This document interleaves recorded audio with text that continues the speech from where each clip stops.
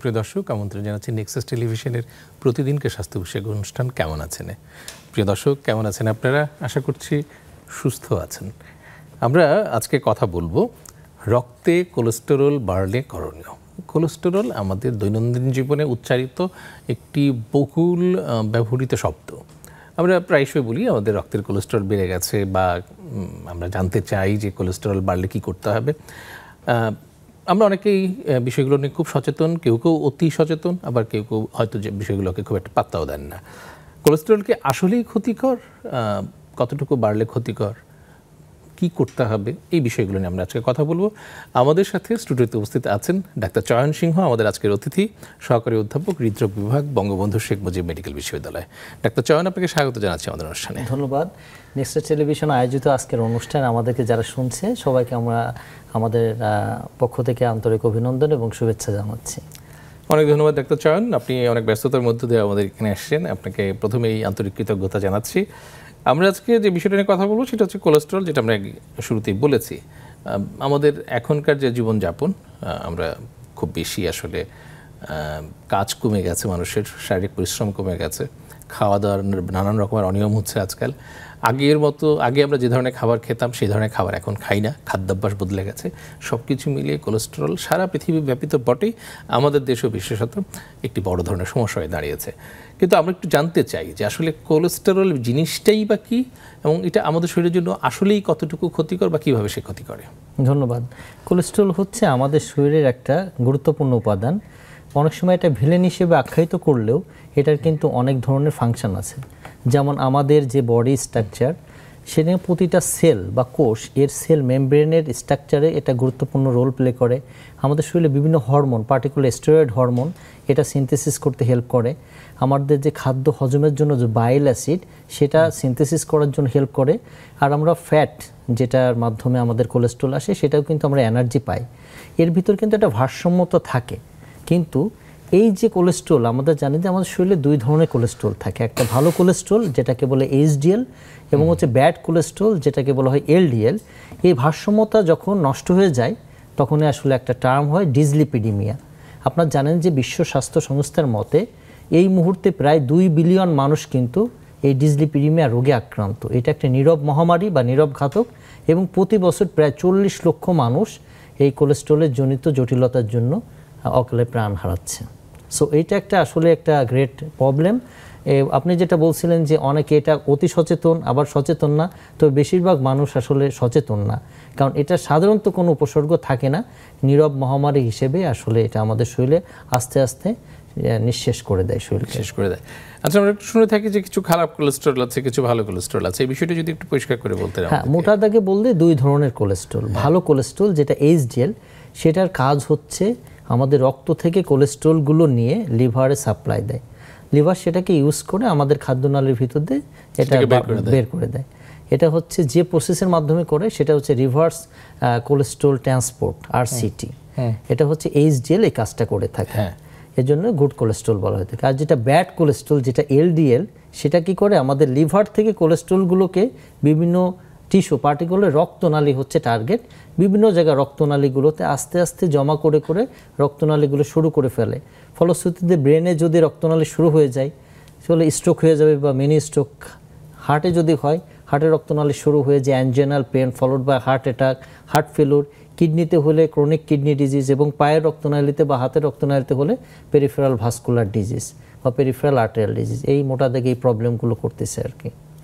আচ্ছা, তো আমাদের আরেকটা মানে ব্যাড ইফেক্টও আছে, যে আরেক ধরনের কোলেস্ট্রল, যেটা ট্রাইগ্লিসারাইড বলা হয়ে থাকে, সেটা আমাদের প্যানক্রিয়াস বা অগ্নাশয় নামক একটা জায়গা আছে, সেটা কিন্তু একটা সার্টেন লেভেলের পরে গেলে এটা কিন্তু হঠাৎ করে সেটা প্যানক্রিয়াটাইটিস করে ফেলে। এই জন্য অনেক সময় আমরা দেখি যে অনেক ইয়াং মানুষ যাদের প্রচণ্ড পেটে ব্যথা, ধরেন তো প্যানক্রিয়াটাইটিস সাসপেক্ট করলে, ধরেন অ্যামাইলেজ লাইপেজ চেক করলাম, সাথে কোলেস্ট্রল চেক করলে অনেক বেশি, হ্যাঁ, এরকমও দেখা যায়। আবার কোলেস্ট্রল কিন্তু লিভারে তৈরি হয়। আমাদের জানি লিভার হচ্ছে আমাদের শরীরের সবচেয়ে ম্যাজিক্যাল অর্গান কোলেস্ট্রল হ্যান্ডেলের জন্য। আবার লিভারে কিন্তু কোলেস্ট্রল জমা হয়ে ফ্যাটি লিভার পরবর্তীতে ক্ষত হয়ে ন্যাশ, হেপাটাইটিস, তার পরবর্তীতে সিরোসিস এবং হেপাটোসেলুলার কার্সিনোমারও ঝুঁকি থাকে। আচ্ছা, অনেক ধন্যবাদ আপনাকে। আজকাল এই যে ট্রাইগ্লিসারাইড, এটা কিন্তু আমরা খুব বেশি পাচ্ছি এবং প্রায় পেশেন্ট যাদেরকে আমরা এক ধরনের পরীক্ষা করতে দিই দেখা যায় যে ট্রাইগ্লিসারাইডটা অনেক বেশি। কেন এই ট্রাইগ্লিসারাইডটা আমাদের বেড়ে যাচ্ছে? আচ্ছা, আপনি যেটা বলতেছেন খাদ্যাভ্যাস, ট্রাইগ্লিসারাইড মূলত কার্বোহাইড্রেট জাতীয় খাবার থেকেই কিন্তু ট্রাইগ্লিসারাইড বেশি আসে। যারা বেশি বেশি ভাত খেয়ে অভ্যস্ত, যাদের জাঙ্ক ফুডের প্রতি আসক্তি আছে, বা ধরেন কেউ জুস খাচ্ছে সাথে কিন্তু চিনি দিয়ে খাচ্ছে, আমাদের পাউরুটি খাচ্ছে 3, 4, 5, 6টা পাউরুটি খাচ্ছে, মানে আমরা তো আসলে ভাতে মাছে বাঙালি, কিন্তু কার্বোহাইড্রেট কিন্তু বেশি কনজিউম করার ফলে কিন্তু ট্রাইগ্লিসারাইড বেড়ে যায়। ট্রাইগ্লিসারাইড আমাদের মূল খাবারটাই কিন্তু কার্বোহাইড্রেট, খাবার কার্বোহাইড্রেট, আমরা প্রচুর কার্বোহাইড্রেট খাই। কার্বোহাইড্রেট আমরা ভাত খাই, সাথে আলু ভর্তাও খাই। এক্স্যাক্টলি, কার্বোহাইড্রেটের সাথে কার্বোহাইড্রেট, সাথে কার্বোহাইড্রেট। আপনি ভাত খাচ্ছেন, আলু ভর্তা খাচ্ছেন, সাথে আরো দেখা যাচ্ছে যে কার্বোহাইড্রেট। সকালে চিড়া খাচ্ছি, আগে তো চিড়া খেতাম, এখন ধরেন রুটি খাচ্ছে, সেও কার্বোহাইড্রেট, সেটাও কার্বোহাইড্রেট। রাতে ভাত বা রুটি যাই খাই না কেন কার্বোহাইড্রেট, এই কার্বোহাইড্রেটই চলে আমাদের বেশি চলে। এবং গ্রামের মানুষজন কিন্তু দেখবেন যে অল্প একটু তরকারি নিয়ে, এটা তাদের মানে ফুড হ্যাবিট, আর এটা সামাজিক কারণে হয়েছে। তাদের টাকা পয়সা, গ্রামের মানুষ একসময় আয় রোজগার কম ছিল, তো তখন তারা যেটা করতো যে ওই শুটকি ভর্তা বা একটা মরিচ ভর্তা বা একটা ছোটো, বা এখনও আপনার যে ইয়েরা দেখবেন যে যারা যে চা শ্রমিক একটা চা পাতার ভর্তা দিয়ে একবারে 1-2 প্লেট ভাত খেয়ে ফেললো। উত্তরবঙ্গে আবার পান্তা ভাত খেত একটা পেঁয়াজ, একটা কাঁচামরিচ দিয়ে। তো এটা আমাদের দীর্ঘদিনের আসলে ফুড হ্যাবিট, প্রচুর পরিমাণে আমরা আইডিয়ালি যদি একটা ব্যালেন্স ডায়েট হতে হয় তাহলে কার্বোহাইড্রেট কিন্তু আপনি কিন্তু 50 থেকে 60 ভাগের বেশি কার্বোহাইড্রেট খাওয়া যাবে না, ঠিক আছে? কার্বোহাইড্রেট এই যে ট্রাইগ্লিসারাইড বাড়ে মূলত 2টা কারণে। একটা হচ্ছে মানে প্রাইমারি বা জেনেটিক যদি কোনো কারণ থেকে থাকে, তাহলে তরুণ বয়সেই কিন্তু অস্বাভাবিকভাবে এই ট্রাইগ্লিসারাইডের পরিমাণ বেড়ে যায়, এবং তাদের দেখা যায় যে চামড়ায় বিভিন্ন ধরনের কোলেস্ট্রল ডিপোজিশন হয়ে কিছু কিছু গোল গোল চাকার মতো দেখা যায়, যেটা আমরা ইরাপটিভ জ্যান্থোমা বলে থাকি, সেটা দেখা যায়। এবং হচ্ছে আমরা যে ফুড হ্যাবিট বলতেছিলেন, যে এই ফুড হ্যাবিটের জন্য কিন্তু আমাদের বেশি বেশি ট্রাইগ্লিসারাইড, এবং ডায়াবেটিস রোগীদের ডায়াবেটিস যদি আনকন্ট্রোল থাকে তাহলে কিন্তু ট্রাইগ্লিসারাইড বেড়ে যায়। বিভিন্ন কিডনির কারণে, নেফ্রোটিক সিনড্রোম আছে সেটার কারণে বেড়ে যায়, বিভিন্ন কিন্তু রোগের জন্য হয়, আবার কিছু ড্রাগসের জন্য কিন্তু ট্রাইগ্লিসারাইড বেড়ে যেতে পারে। আমাদের আরেকটা বিষয় হচ্ছে যে আগে তো ধরেন এই যে অনেক ভাত খেত বা কার্বোহাইড্রেট খেত, কিন্তু মানুষ আবার করতো কি প্রচুর কাজও করতো, এক্স্যাক্টলি, সেটা বার্ন হয়ে যেত আর কি।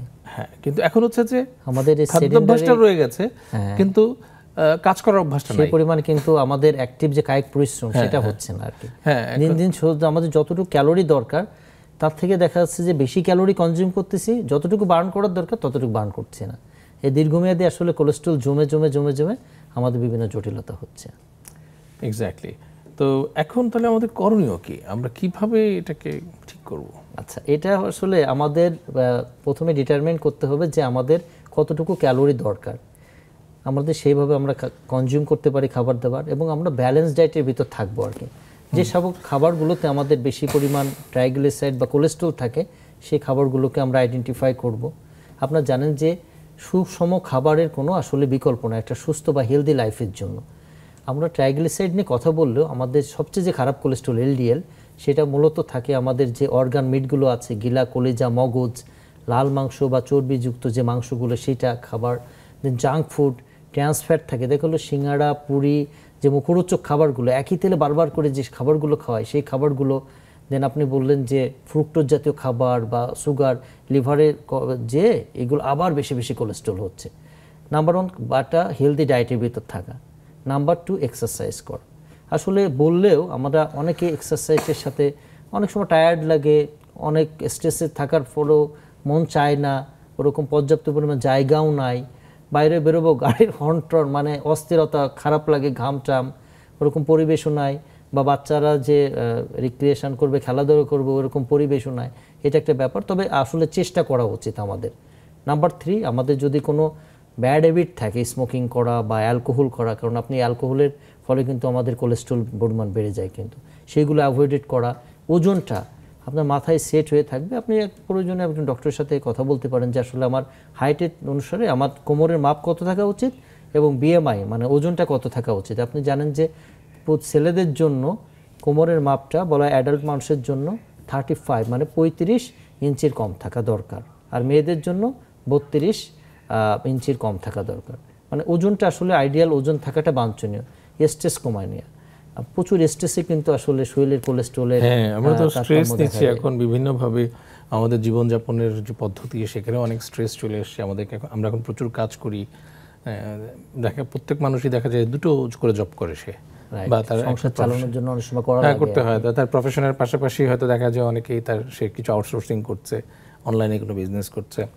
তো এই যে মানুষের প্রচুর কাজ করছে সে, আগে যেরকম হতো যে 9টা-5টা অফিস করার পরে সে বিকেলে একটু খেলার সময় ছিল বা ক্লাবে যেত, খেলাধুলা করতো। এখন কিন্তু মানুষের অফিসের পরে বাকি সময়টা কেটে যায় রাস্তায়, এরপরে বাসায় আসা, অনেকখানি টায়ার্ড হয়ে যায়, বাকিটা শুয়ে পড়ে। তো এই যে চলছে এখন কিন্তু আমাদের জীবনযাপন, যে অনেকটা কায়িক শ্রমহীন আর কি। এটার থেকে আরেকটা গুড পয়েন্ট হচ্ছে, আপনি যখন বাসায় ফিরবেন, যদি সম্ভব হয়, যদি হাঁটার কোনো একটা পরিবেশ থাকে, আপনি হেঁটে আসতে পারবেন। এবং লেট নাইটে খাওয়ার অভ্যাস যদি আপনি ত্যাগ করেন, যেমন রাত্রেবেলা আপনার নিয়ম হচ্ছে, আপনি এরকম যে খাবার দাবারের ক্ষেত্রে কথা আছে যে আপনি সকালে খাবেন আপনি রাজপুত্রের মতো, দুপুরে খাবেন রাজার মতো, রাত্রে খাবেন ভিখারির মতো। কারণ আপনি যদি রাত্রে বেশি খেয়ে আপনি শুয়ে পড়েন, আপনার কিন্তু শরীরে একদম লেগে যাচ্ছে।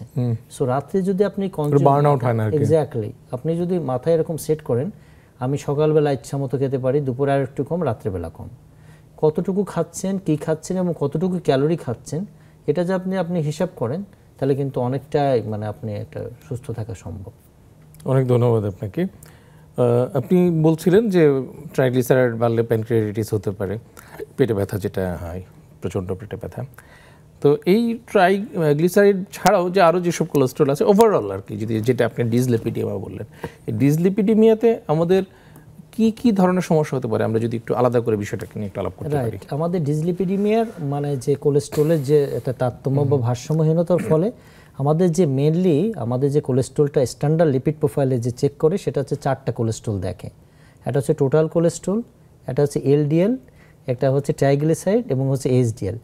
কিন্তু এটারও কিছু লিমিটেশন আছে, যেমন এই 4টা কোলেস্ট্রলের বাইরে আরও কিন্তু 3টা কোলেস্ট্রল আছে, যেমন ট্রাইগ্লিসারাইড রিচ লাইপোপ্রোটিন, যেটা মেজার করা হয় না, লাইপোপ্রোটিন এ, যেটা মেজার করা হয় না, এবং আরেকটা হচ্ছে অ্যাপো-বি।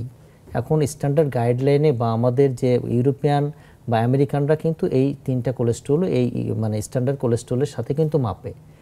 আচ্ছা, মোটা দাগে বললে যেটা, এই কোলেস্ট্রলগুলো কি করে, রক্তনালীকে টার্গেট করে, ধীরে ধীরে ধীরে ধীরে রক্তনালীতে জমে হয়ে রক্তনালী শুরু করে দেয়। ফলশ্রুতিতে দেখা যাচ্ছে যে মাথায় হলে স্ট্রোক, হার্টে হলে হার্ট অ্যাটাক, কিডনিতে হলে কিডনি ড্যামেজ, এবং পায়ের রক্তনালী চিকন হয়ে গেলে পেরিফেরাল ভাস্কুলার ডিজিজ, এটা হচ্ছে। আবার যদি ট্রাইগ্লিসারাইড বেড়ে যায়, তাহলে হচ্ছে লিভারে জমে হচ্ছে, লিভারটাকে প্রথম ফুলে ফেলে, লিভারটাকে কাঁকড়া মাছের মতো ক্ষত করে, এবং লিভার থেকে একসময় শক্ত হয়ে লিভার সিরোসিস, ক্যান্সার, এবং একসময় প্যানক্রিয়াসে জমা হয়ে প্যানক্রিয়াটাইটিসও করতে পারে। এই প্রবলেমগুলো আসলে ডিসলিপিডিমিয়ার জন্য হয়। এবং তরুণ বয়সে যদি কারোর চোখের নিচে জ্যান্থেলিজমা থাকে, কোলেস্ট্রল জমা হলে এটা কিন্তু একটা ইয়ালো হলুদ বর্ণের একটা প্লাগ দেখা যায়, অথবা আপনার হাতের উপরে যদি কোনো গোটা থাকে, অথবা পিছনের দিকে থাকে, বা পায়ের এরকম নিচের দিকে থাকে। এবং ফ্যামিলিতে যদি খুব কম বয়সে, ছেলেদের ক্ষেত্রে বলে 55 বছরের নিচে, এবং মেয়েদের ক্ষেত্রে 65 বছরের নিচে যদি কোনো ফ্যামিলিতে হার্টের রোগে বা স্ট্রোকে মারা যায়, অবশ্যই কিন্তু তরুণ বয়সেই একটা গ্রোয়িং এজ থেকেই কিন্তু কোলেস্ট্রল এবং তার সাথে জেনেটিক পরীক্ষাটাও করা দরকার। অনেক ধন্যবাদ আপনাকে। আমাদের একটি বিরতি নেওয়ার সময় হলো। প্রিয় দর্শক, বিরতির আগে একটি কথা আপনাদেরকে জানাতে চাই, সেটি হচ্ছে যে আজকে আমাদের নেক্সাস টেলিভিশনের 3য় বছর শেষ হলো এবং আমরা 4র্থ বর্ষে পা দিয়েছি। আজকে অনুষ্ঠানের ভেতর দিয়ে আমাদের এই দীর্ঘ পরিক্রমায় আপনারা আমাদের সাথে ছিলেন, আমরা আপনাদেরকে পেয়েছি আমাদের সাথে। আমরা আপনাদের প্রতি কৃতজ্ঞতা জানাই এবং এই বিশেষ ক্ষণে, বিশেষ দিনে আপনাদের সকলের প্রতি আমাদের আন্তরিক শুভেচ্ছা এবং কৃতজ্ঞতা। নিচ্ছি ছোট্ট একটা বিরতি, বিরতির পর আবার দেখা হবে।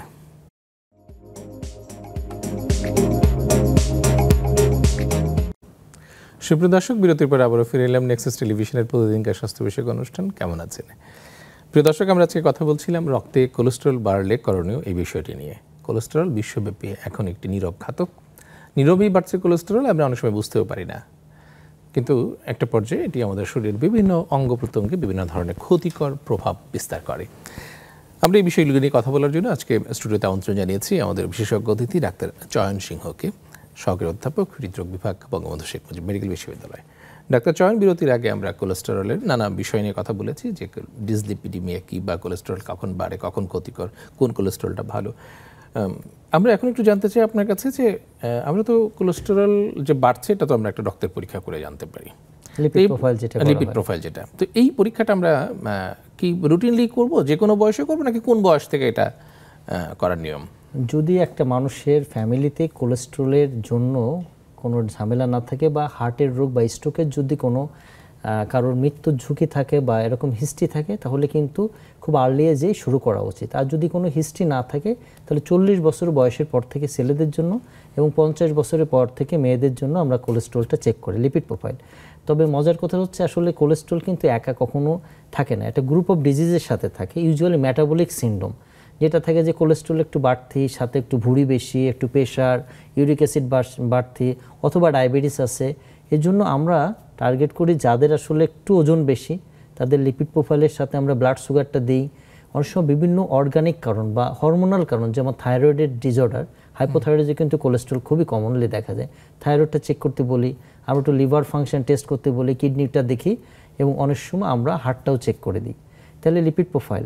আর কারোর যদি মনে করেন যে এই কোলেস্ট্রল মাপার আগে বা মাপার পরে আমরা তার দেখি যে 10 বছরে তার পরবর্তীতে স্ট্রোক বা হার্ট অ্যাটাকের ঝুঁকি কেমন, সামগ্রিকভাবে দেখে তারপরে কিন্তু তার ট্রিটমেন্টে আমরা ডিসাইড করি যে আপনার এই ক্যাটাগরিতে আছেন, আপনি রিস্কে আছেন, এই আপনার রিস্ক মানে এস্টিমেশন।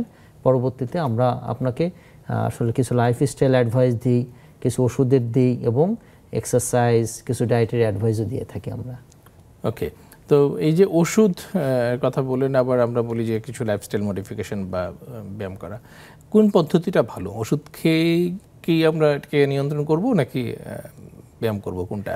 আসলে যে কোনো ট্রিটমেন্টে ডিপেন্ডস করে আসলে সামগ্রিকভাবে তার মোটিভেশনের উপর এবং তার লাইফস্টাইল চেঞ্জ। আপনি জানেন যে আপনি যদি তার ভালো লাইফস্টাইল চেঞ্জ না করতে পারেন, ওষুধ কিন্তু খেয়ে কিচ্ছু হবে না।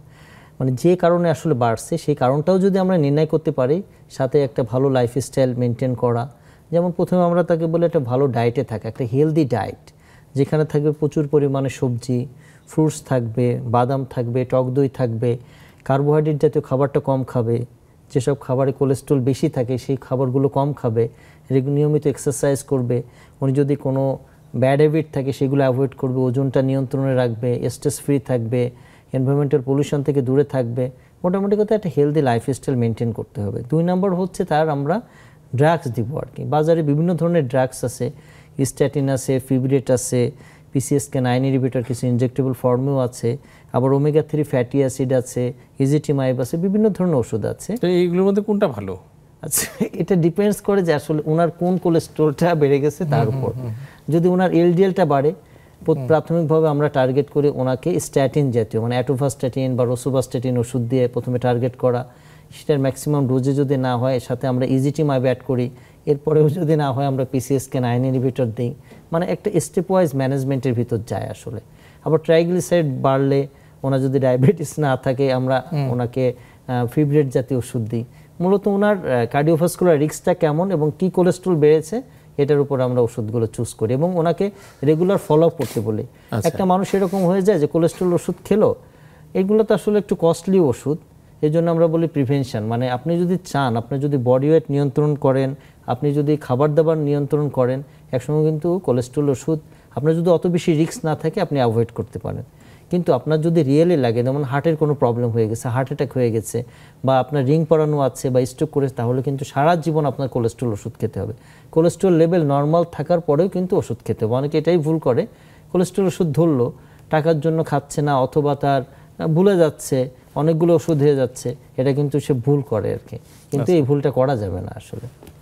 ওকে, তো এই যে আমরা ওষুধের বিভিন্ন ধরনের দিয়ে থাকি, তারপর লাইফস্টাইল মডিফিকেশনের কথা বলে থাকি, এইগুলো মেনটেন করলে রোগীরা কত % রোগীরা ভালো থাকে, মানে স্বাভাবিক পর্যায়ে চলে আসতে পারে? আসলে যদি একটা মানুষের যদি কোলেস্ট্রল টার্গেট থাকে, যে একটা মানুষের ধরুন হার্ট অ্যাটাকের পরে বা রিং পরানোর পরে আমরা টার্গেট করি যে তার কোলেস্ট্রল যত কম তত ভালো, পার্টিকুলার LDLটা 55 নিচে থাকলে ভালো।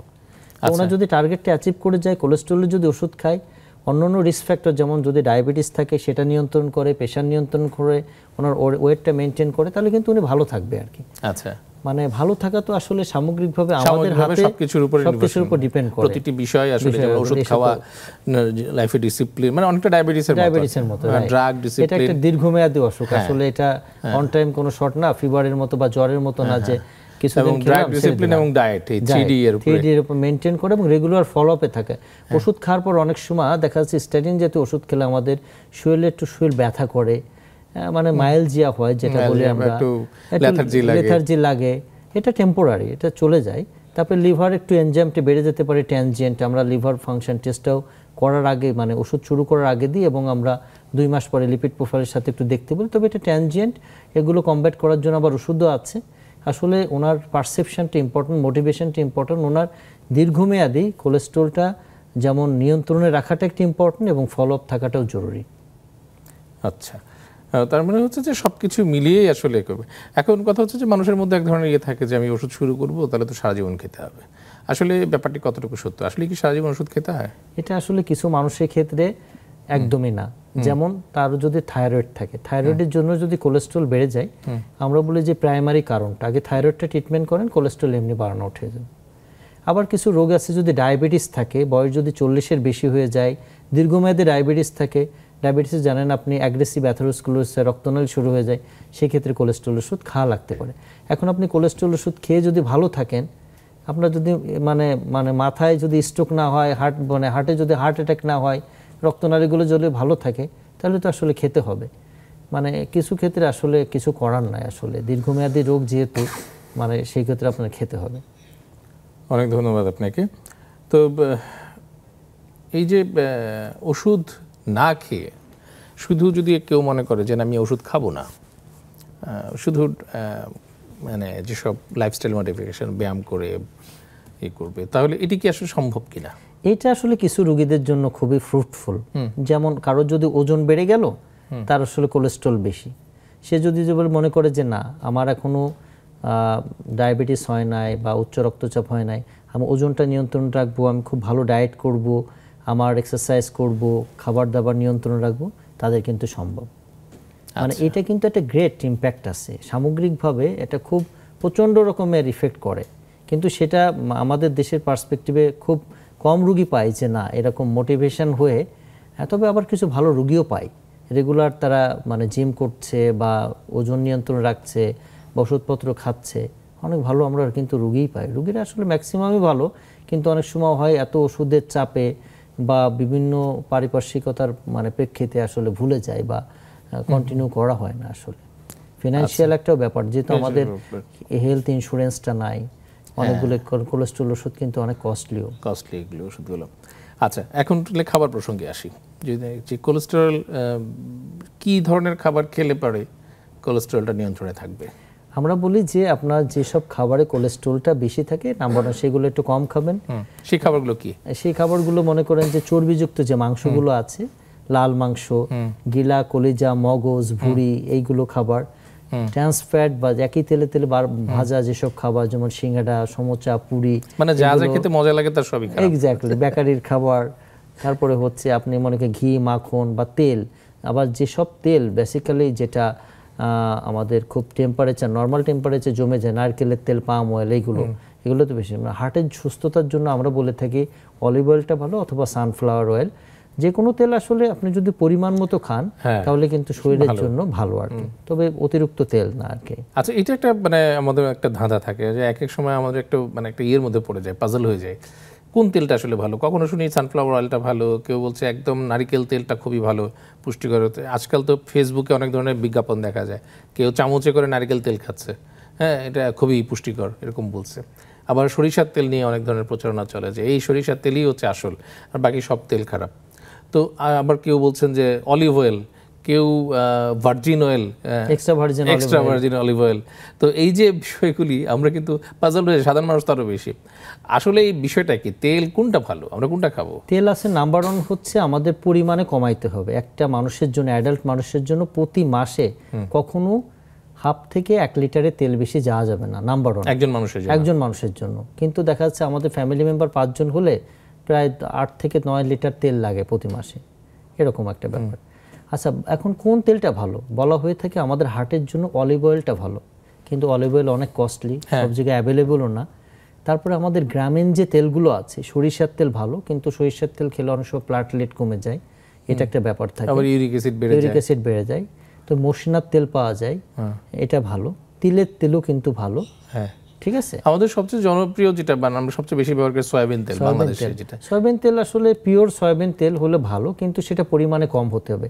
তবে একই তেলে কিন্তু বারবার করে ভাজলে ট্রান্স ফ্যাট, যেটা বডির জন্য খুবই খারাপ, কারণ বডি সেটাকে এক্সক্রিট করতে পারে না, যেটা মানে রক্তনালীতে জমার টেন্ডেন্সি খুবই বেশি, এটা কিন্তু ট্রান্স ফ্যাটটা কিন্তু বন্ধ করে দেয়। ট্রান্স ফ্যাট জিনিসটা আসলে কি? ট্রান্স ফ্যাটে মানে একই তেলে বারবার করে ভাজলে কিছু কেমিক্যালস তৈরি হয়, সেটা থেকে যে ফ্যাটটা হয় সেটাকে ট্রান্স ফ্যাট বলে আর কি। আচ্ছা, সেটা খুব ভালো, মানে এটা কখনো ট্রান্সফর্ম করে না, হ্যাঁ ওইভাবেই সে রক্তনালীতে ডিপোজিশন হয়ে যায়। আর একটা তেলের কথা বলছেন যে নারকেলের তেল বা পাম অয়েল, আপনারা দেখবেন যে শীতের সময় কিন্তু জমে যায়, এই তেলগুলো কিন্তু খারাপ।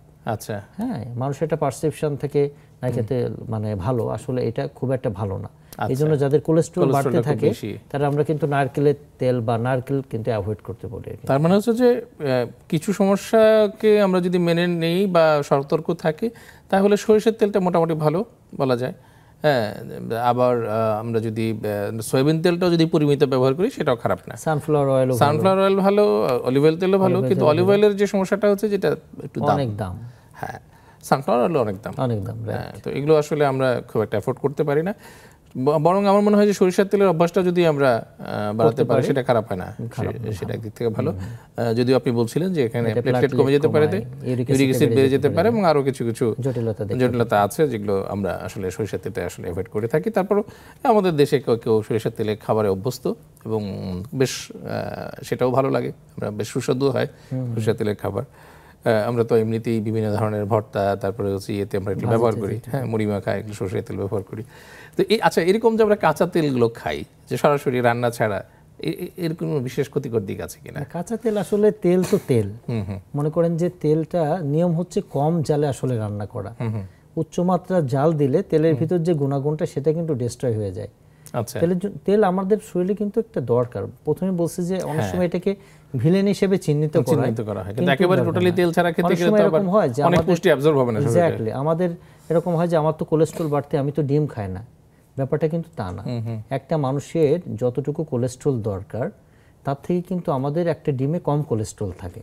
একটা ডিমে থাকে প্রায় মানে 150 থেকে 200 মিলিগ্রাম কোলেস্ট্রল, আর আমাদের ডেইলি রিকোয়ারমেন্ট কিন্তু 250 থেকে 300 মিলিগ্রাম। মানে আমাদের এটা খেতেই হবে, কারণ আমাদের বিভিন্ন জৈবিক প্রক্রিয়া আমাদের শরীরের জন্য দরকারের জন্য কোলেস্ট্রল দরকার। তাহলে ডেইলি কয়টা করে ডিম খাওয়া যাবে? ডেইলি একটা কুসুম সহ আপনি একটা ডিম খেতে পারবেন। আচ্ছা, আর কুসুম ছাড়া খেলে আপনি 2টা 3টা 4টাও খেতে পারবেন।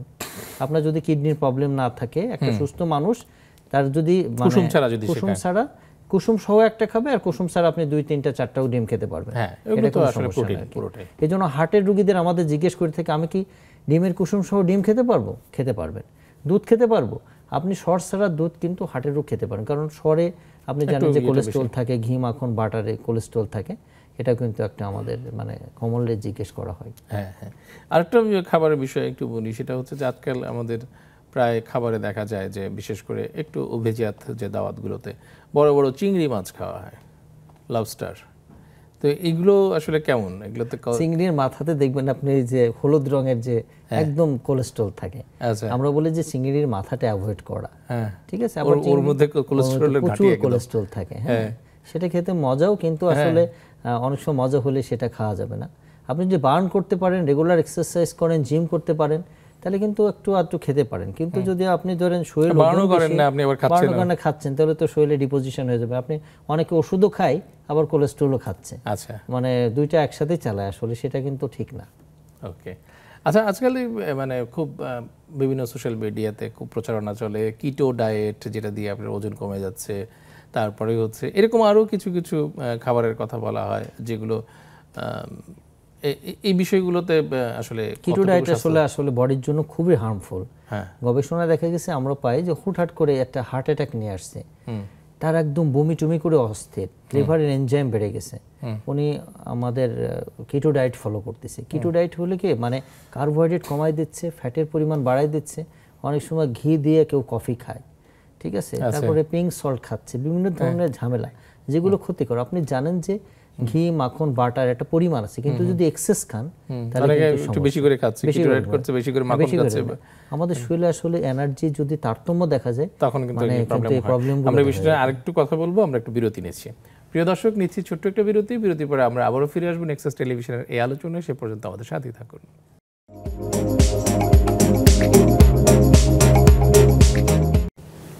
সুপ্রিয় দর্শক, বিরতির পরে আমরা আবারও ফিরে এলাম নেক্সাস টেলিভিশনের প্রতিদিনকার স্বাস্থ্য বিষয়ক অনুষ্ঠান কেমন আছেন। প্রিয় দর্শক, আজকে আমরা কথা বলছিলাম একটি অত্যন্ত গুরুত্বপূর্ণ বিষয় নিয়ে, সেটি হচ্ছে যে রক্তে কোলেস্টেরল বেশি হলে করণীয়। এই বিষয় নিয়ে কথা বলবার জন্য আমরা স্টুডিওতে আমন্ত্রণ জানিয়েছি আমাদের বিশেষজ্ঞ অতিথি ডাক্তার চয়ন সিংহকে।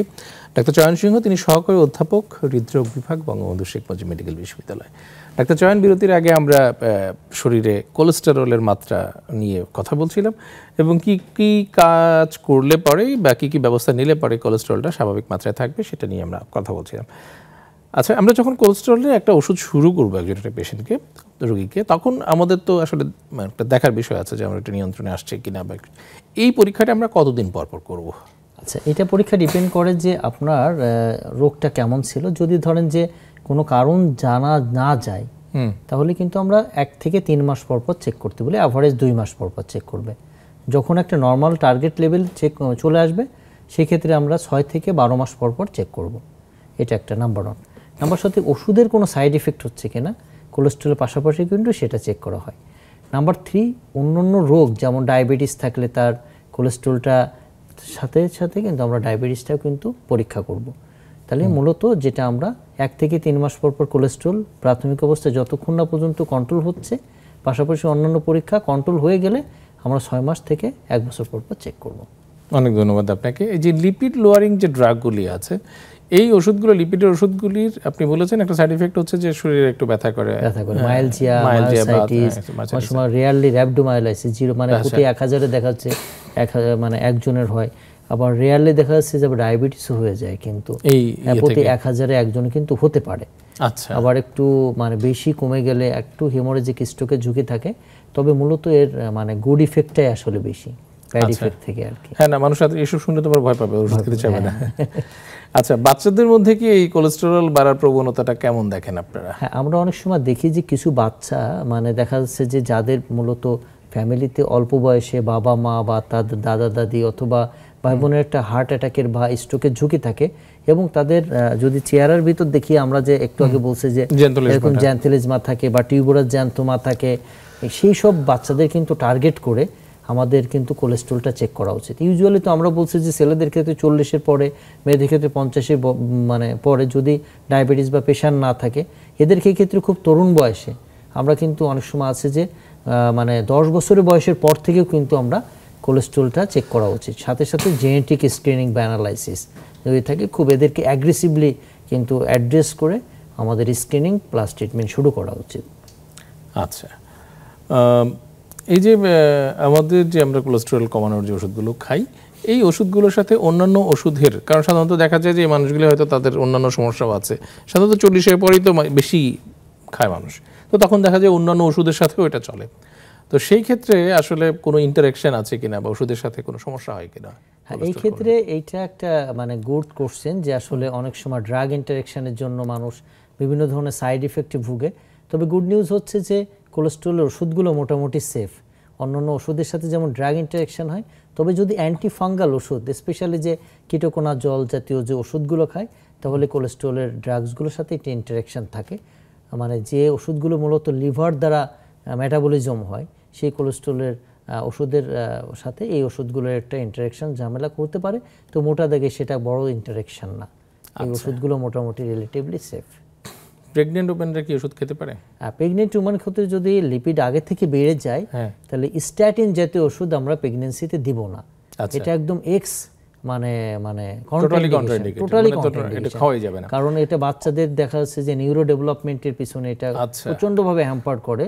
হ্যাঁ, এই জন্য বাচ্চাদের ক্ষেত্রে যেহেতু ঝামেলা হয় আমরা দিব না। অন্যান্য ওষুধগুলো আমরা দিতে পারি, ঠিক আছে, অল্টারনেটিভ ওষুধগুলো দিতে পারি। সেটা কি আছে, কি ধরনের? সেটা আমরা বায়োলাইসিস সিকুয়েস্টেন্টস বলা হয়, সেগুলো দিতে পারি, ঠিক আছে, যেগুলো কোলেস্টেরল অ্যাবজর্পশনটা কমায়। সেগুলো আমরা স্ট্যাটিনটা মূলত অ্যাভয়েড করব আর কি।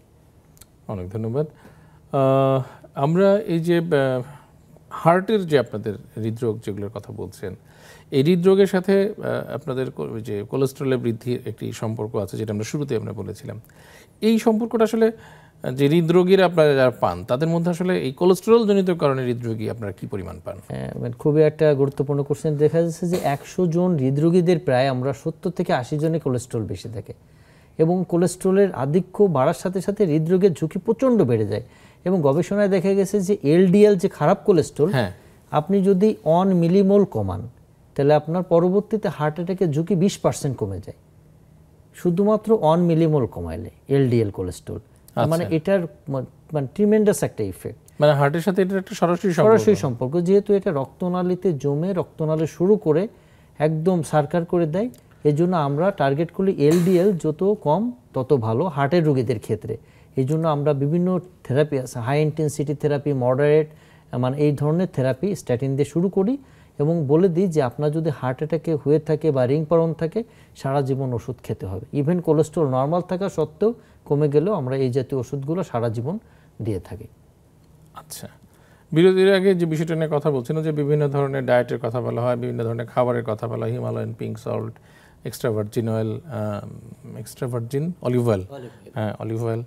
তো এই যে এগুলি আসলে কোলেস্টেরল কমানোর ক্ষেত্রে কতটা কার্যকর? মানে কোনো কিছু না অতিরিক্ত ভালো না। আমাদের প্রথমে বলছি একটা ব্যালেন্স ডায়েটের ভিতর থাকা, সুষম খাবার খেলে যেখানে সবজি, ফ্রুটস, টক দই, সালাদ এগুলো বেশি থাকা, কার্বোহাইড্রেটের পরিমাণ একটা ব্যালেন্সে থাকা, ফ্যাটও দরকার আমাদের শরীরে, ফ্যাটের পরিমাণ কম। কিন্তু টোটালি আপনি কার্বোহাইড্রেট বাদ দিয়ে যদি মানে অলিভ অয়েলের দিকে বেশি ঝোঁকেন বা পিঙ্ক সল্ট বেশি খান, কিটো ডায়েট ফলো করেন, তাহলে হিতে কিন্তু বিপরীত হয়। কারণ লিভার তখন খুব ক্রেভিং হয়ে, আমাদের জানি যে লিভার কিন্তু কোলেস্ট্রল কন্ট্রোলের জন্য সবচেয়ে চমৎকার একটা অর্গান, তখন নিজেই কিন্তু কোলেস্ট্রল বেশি তৈরি করে। চিয়া সিডের কথা বলা হয়, চিয়া সিড কি? চিয়া সিড আপনি একটা মানে লেভেল পর্যন্ত ধরেন ডাইজেশনে হেল্প করে, মানে রেগুলার খেলে আপনার ওয়েটটা টু সাম এক্সটেন্ট, পেটটা একটু ভরা ভরা থাকে, সেটাই করে, ঠিক আছে। কিন্তু আপনি মানে এটার উপর সম্পূর্ণ ডিপেন্ড হবে না, এটা একটা অ্যাডিটিভ হিসেবে কাজ করে আর কি। আচ্ছা, তারপর ইসবগুলের ভুসি বা এই ধরনের একটু ডাইজেশনে মূলত কাজ করে, বা এগুলো আসলে ফাইবার উচ্চ ফাইবার সমৃদ্ধ খাবার, যেগুলো ফাইবার আসলে শরীরের জন্য ভালো। কারণ ফাইবার আসলে খেলে আমাদের কোলেস্টেরল তো কমে, গাটের যে হেলথটা ভালো থাকে, আমাদের যে ভালো ভালো যে ব্যাকটেরিয়া সেগুলো জন্মাইতে হেল্প করে, খারাপ ব্যাকটেরিয়াগুলো ডিস্ট্রয় হয়ে যায়। এবং আমাদের খাদ্যনালীর স্বাস্থ্য ভালো থাকলে, বর্তমান যুগে বলা হচ্ছে যে মাইক্রোবস, যে মাইক্রোবায়োটা যদি আমাদের হেলদি মাইক্রোবায়োটা আমাদের শরীরে থাকে তাহলে কিন্তু আমাদের খাদ্যনালীর স্বাস্থ্য ভালো থাকবে। সেই ক্ষেত্রে আমাদের সামগ্রিকভাবে কিন্তু আমাদের হেলথটাও ভালো থাকবে, আমাদের বাউল ক্লিয়ার হবে, প্রোবায়োটিক্স খাওয়া হয়, প্রোবায়োটিক্সও কিন্তু আমাদের শরীরের জন্য ভালো। যাদের রিকারেন্ট ডায়রিয়া হচ্ছে বা মনে করে খাদ্যনালী প্রবলেম হচ্ছে, উল্টাপাল্টা বদহজম, গ্যাস হচ্ছে, তাদের জন্য কিন্তু এই জাতীয় খাবার প্লাস এই জাতীয় প্রোবায়োটিক্সও কিন্তু চমৎকার রোল প্লে করে। আচ্ছা, এখন একজন সাধারণ মানুষের জন্য আপনার আসলে কি পরামর্শ, যে এই কোলেস্টেরল, উচ্চ মাত্রা কোলেস্টেরল থাকে? কোলেস্টেরল যেহেতু একটা নীরব মহামারী, তো আমি বলবো যে একটা হেলদি মানুষ, ওনার বয়স যদি ছেলেদের ক্ষেত্রে 40 হয়ে থাকে, মেয়েদের ক্ষেত্রে পোস্ট মেনোপজাল রেডি হয়ে থাকে, আপনার যেমন ডায়াবেটিস আসলে পরীক্ষা করাই, প্রেশারটা চেক করি, কোলেস্টেরলটা চেক করতে হবে। কোলেস্টেরলকে ভয় না পেয়ে আমরা যদি একটা হেলদি লাইফ স্টাইল মেনটেন করি, ওজনটা নিয়ন্ত্রণে থাকি, আমাদের মন কি চাচ্ছে সেটাকে একটু মনের যত্ন নিই, আমরা নিয়মিতভাবে এক্সারসাইজ করি, স্ট্রেস ফ্রি থাকি, একটু রিক্রিয়েশনের ভিতর থাকি, তাহলে কিন্তু আমরা খুব সুন্দর একটা লাইফ লিড করতে পারবো। কোলেস্টেরল যদি বেড়েও যায়, আমরা ডক্টরের পরামর্শ নিয়ে একটু ধৈর্য সহকারে ওষুধটা জনসেবন করে এবং ফলো আপে থাকি। আচ্ছা, আমরা যে রোগীদেরকে হাঁটতে বলি, এই হাঁটাটা আসলে প্রতিদিন সে কতটুকু সময় হাঁটবে?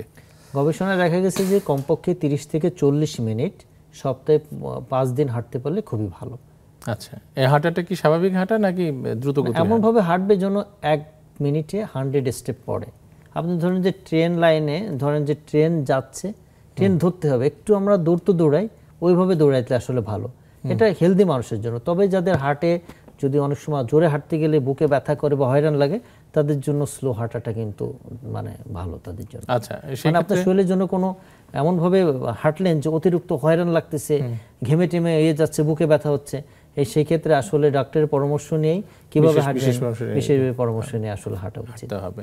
প্রেগন্যান্ট ওমেনদের জন্য হাঁটাহাঁটি বা শারীরিক পরিশ্রমের কি পরামর্শ? এটা খুবই দরকার, কারণ অনেক সময় প্রেগনেন্ট হয়ে শুয়ে বসে থাকে, ক্যালোরি কনজিউম হয়ে যাচ্ছে, তার জন্য লাইট এক্সারসাইজ, সিম্পলি হাঁটাটা দরকার। ঠিক আছে, আবার লেট নাইট একটু কম খেলো, মূলত এইভাবেই কিন্তু চলাফেরা করা উচিত। আচ্ছা, এবং মানে সাপ্লিমেন্ট নেয়া বা মানে ওই সময় তো আসলে কিছু আয়রন, তারপরে হচ্ছে ক্যালসিয়াম, ভিটামিন ডি, এগুলোর ঘাটতি থাকে। আচ্ছা, ভিটামিন ডি এর সাথে কি কোলেস্টেরলের কোনো সম্পর্ক আছে কি? হ্যাঁ, আমাদের গবেষণা দেখা যায় ভিটামিন ডি তো শরীরের জন্য একটা ম্যাজিক্যাল একটা জিনিস। শরীরের ইমিউনিটি ভালো থাকে, যেমন প্যানক্রিয়াসের হেলথটাও কিন্তু ভালো রাখে, লিভারের হেলথ ভালো থাকে। তো আমাদের ভিটামিন ডি কিন্তু শরীরের জন্য খুবই দরকার। কোলেস্ট্রল হিমোস্ট্যাসিস মেনটেন করার জন্য কিন্তু ভিটামিন ডির রোল প্লে আছে। আচ্ছা, মানে সেক্ষেত্রে ভিটামিন ডি কমে গেলে কোলেস্টেরল বেড়ে যাওয়ার একটা মানে ইমব্যালেন্স হয়ে যায়, এবং সেক্ষেত্রে আমাদের মনে হয় ভিটামিন ডি কারেকশন করাটাও একটা টার্গেট থাকা উচিত। এবং আমাদের দেশে প্রায় দেখা যায় যে মানুষের ভিটামিন ডি অনেক, পার্টিকুলার যারা শহর অঞ্চলে থাকে মানে সান এক্সপোজ কম হচ্ছে, সেডেন্টারি ওয়ার্কার যারা আমরা বাসা থেকে বের হয়ে গাড়ি থেকে নেমে আবার অফিস থেকে অফিসের মধ্যে এসির মধ্যে থাকি। আর একটা কথা বলবো যে পার্টিকুলার আমাদের সেন্ট্রাল ওবেসিটি, সবারই আসলে ভুঁড়ির টেন্ডেন্সি বেশি, এবং এটাই কিন্তু বেড়ে গেলে আপনার হার্ট অ্যাটাক বা হৃদরোগের ঝুঁকি কিন্তু 40 গুণ বেশি যাদের ভুঁড়ি নাই তাদের থেকে। এবং এটা কোলেস্ট্রল বৃদ্ধিরও কারণ, ফ্যাটি লিভারের কারণ, সেক্সুয়াল ডিসফাংশনের কারণ, এবং কোলেস্ট্রল বেড়ে গেলে কিন্তু এই প্রবলেমগুলো কিন্তু দ্রুততম হতে থাকে। সেই সাথে মানে সিভিডি মানে স্ট্রোকের ঝুঁকি, এবং মানুষ ভুলেও যায়। রক্তনালীগুলো ছোট ছোট একদম প্লাগ জমে দেখলো বন্ধ হয়ে যাচ্ছে, এবং ডায়াবেটিস রোগীদের কিন্তু এগুলো বেশি হয়। অনেক সময় ডায়াবেটিস রোগী দেখেছে ডায়াবেটিস কন্ট্রোল করতেছে কিন্তু উনি কোলেস্ট্রল ওষুধ খাচ্ছে না। আমি একটা কথাই যদি বলবো, ডায়াবেটিসের পাশাপাশি ডায়াবেটিস রোগীদের কোলেস্ট্রল ওষুধ কিন্তু খেতে হবে, পার্টিকুলারলি মানে যাদের বয়স 40-এর বেশি। আচ্ছা, ডায়াবেটিসের পাশাপাশি কোলেস্ট্রলের ওষুধটা সেবন করতেই হবে। যদি কোলেস্ট্রল বেশি না থাকে তবুও খেতে হবে, কারণ ডায়াবেটিস দেখা গেছে 10 বছরের হয়ে গেলে এতে তো অর্গানগুলো আসলে ডিসফাংশন হতে থাকে। এই জন্য কোলেস্ট্রল ওষুধ কিন্তু খালি কোলেস্ট্রলই কমায় না, আমাদের রক্তনালীগুলোকে সিমেন্টের মতো একদম পোলের দিকে শক্ত করে রাখে, যাতে এগুলো ফেটে হঠাৎ করে হার্ট অ্যাটাক, স্ট্রোক না হয়ে যায়। এবং আপনারা জানেন যে অ্যাথেরোস্ক্লেরোসিস পোসে একটা ইনফ্লামেটরি একটা ক্ষত, কোলেস্ট্রল ওষুধ খেলে, স্ট্যাটিন খেলে কিন্তু এই ক্ষতটাও কিন্তু রিভার্স হয়ে যায়, সেরে যায় আর কি। স্ট্যাটিন লিভার এনজাইম বাড়াতে পারে কিন্তু টু সাম এক্সটেন্ট, অল্প পরিমাণ ধরেন যে। তবে আমরা যদি খুব বেশি বেড়ে যায় তাহলে টেম্পোরারি হল্ট করে, যে স্ট্যাটিন দিয়ে হয়েছে রোসুভাস্টাটিন দিয়ে হলো, তার থেকে লো পটেন্সি বা কম ডোজে অ্যাটোভাস্টাটিন নতুন করে আবার দিয়ে শুরু করে, চ্যালেঞ্জ টেস্ট বলা হয়, আস্তে আস্তে আমরা শুরু করি অন্য স্ট্যাটিন দিয়ে। আপনাকে অনেক ধন্যবাদ ডাক্তার চয়ন সিংহ, আপনার ব্যস্ত সময় থেকে আমাদেরকে সময় দিয়েছেন, এবং খুব মানে পাবলিক ইন্টারেস্ট আছে বা খুবই জনগুরুত্ব সম্পন্ন একটি বিষয় নিয়ে আজকে আমরা কথা বলেছি, এবং আপনি খুব চমৎকার কিছু তথ্য শেয়ার করেছেন আমাদের সাথে। এই জন্য আপনাকে আন্তরিকভাবে কৃতজ্ঞতা জানাচ্ছি আমাদের নেক্সাস টেলিভিশনের পক্ষ থেকে এবং আমাদের দর্শকদের পক্ষ থেকে। আমাদেরকে যারা এতক্ষণ শুনলেন, নেক্সাস টেলিভিশনের সমস্ত দর্শক ভাই শ্রোতাবৃন্দদেরকে আমরা আমাদের আবারও শুভেচ্ছা জানাচ্ছি। আপনারা ভালো থাকবেন, সুস্থ থাকবেন, এবং কোলেস্ট্রল বেড়ে গেলে কোলেস্ট্রল নিয়ন্ত্রণে রাখার জন্য যা যা আমরা আলোচনা করলাম একটু মেনে চললে আপনারা ভালো থাকবেন। আপনাকে আমাদের তৃতীয় বর্ষপূর্তিরও শুভেচ্ছা জানাই। প্রিয় দর্শক, আমাদের নেক্সাস টেলিভিশন আপনাদের ভালোবাসায় ঋদ্ধ হয়ে আপনাদের উৎসাহী 3 বছর পার করেছে, আজকে 4র্থ বৎসরে পা দিয়েছে। এই পথ চলাটুকুতে আপনাদের যে সহযোগিতা আমরা পেয়েছি এবং আমাদের প্রতি আপনাদের যে সম্পৃক্ততা আমরা পেয়েছি, সেটি আমাদের এই পথ চলায় উৎসাহিত করেছে এবং আমাদের পথ চলাকে সহজ করেছে। এই জন্য আমরা আন্তরিক কৃতজ্ঞতা জানাচ্ছি আপনাদের প্রতি। আমাদের আজকের এই আনন্দ মুহূর্ত, এটি আপনারাও এর ভাগিদার, এবং আমরা আমাদের এই আনন্দ আপনাদের মাঝেও ছড়িয়ে দিতে চাই। সবাই ভালো থাকবেন, সুস্থ থাকবেন, আনন্দে থাকবেন, এবং একটি সুখী সুন্দর জীবনযাপন করবেন, এটি আমাদের প্রত্যাশা।